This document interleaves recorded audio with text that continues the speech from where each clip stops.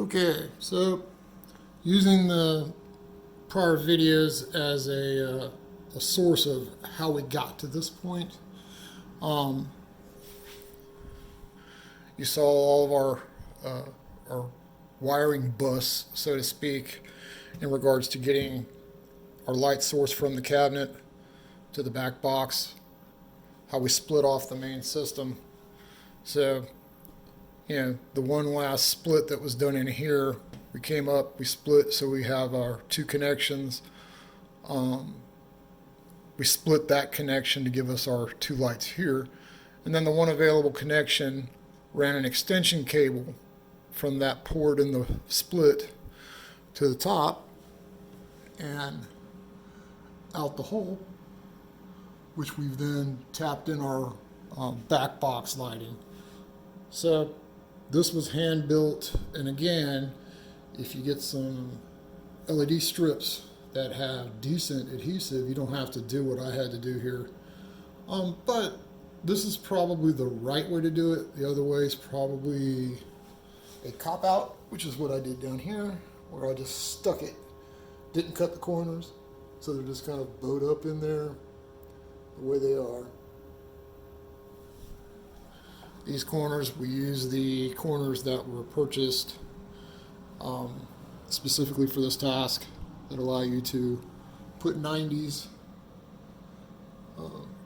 into the strips. Also have the strip holders in various positions. Some of these are not so random. With this back box, of course it's hinged, so it will still open. The way I've got my lights ran, I wanted to make sure that we were still had the access capabilities to open up the back box if needed. So that works. So we've got, here's the crack or the seam in the box. We've got our tab strip holders, one on each hinged position. So it kind of keeps it in place. But really, that's about it. There's nothing tricky to this. It's a little bit time consuming. Probably took a good maybe hour or so. By the time you're done with this, you'll become an expert in the part I was talking about with the rings, and that's pulling back the rubber off the top of the copper connectors to expose them so that you can use these joints. And another tip for me was making sure that I tested every segment. So I would put in the first segment and then, of course, plugged it up to the machine. It worked. Unhooked it, put in the second piece, went to the machine, checked it. I just checked it as I put in each of the segments to make sure that, by the time I was done, I didn't have a broken segment like on segment 3, and I'd have to take everything apart to repair it. So really, though, for what little bit of expense it is to do this, parts are very cheap. The effect is just way beyond imagination.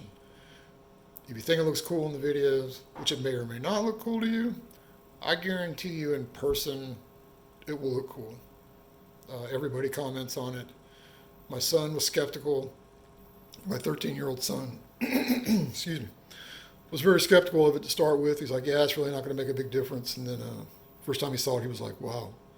So it really is a game changer. It does make the machine that much sharper from an aesthetics perspective. And then, of course, with gameplay, too, it makes it that much more immersive. The lights, and it's not just the speaker panel lights, the back box lighting, too. It just takes that effect that you may have currently with just the underglow of the cabinet. And if you're in a situation where you're close to a wall with the back box, you're going to get that reflective color off the back. That's just, it's awesome. And then, of course, getting the lights in your face. They're not in your face. They're there, but they're kind of not there. But they give you just an overall great effect. So I really recommend it. And again, very, very cheap to do. I'll make sure that I put all the parts in all the various descriptions of the videos. appreciate you guys watching, and hopefully this helps somebody. That's, I kind of did this without any help, so it'll be good to kind of share this information back with anybody else that's interested in doing it. You guys take care.